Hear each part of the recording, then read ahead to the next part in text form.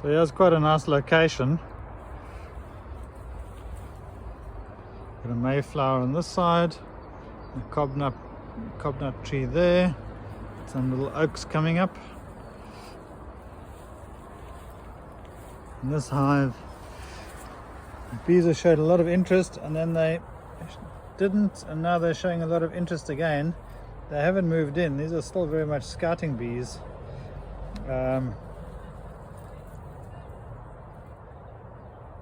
But they do seem to be quite enthusiastic. They're so excited, in fact, judging by the way that they're bumping around. I think there might actually be a swarm nearby that's actually on the point of actually moving in. You'll see they shaking their tails. It's a sign of pointing direction. So there's quite a few of them. I tend to think there's a swarm nearby that's on the point of moving in.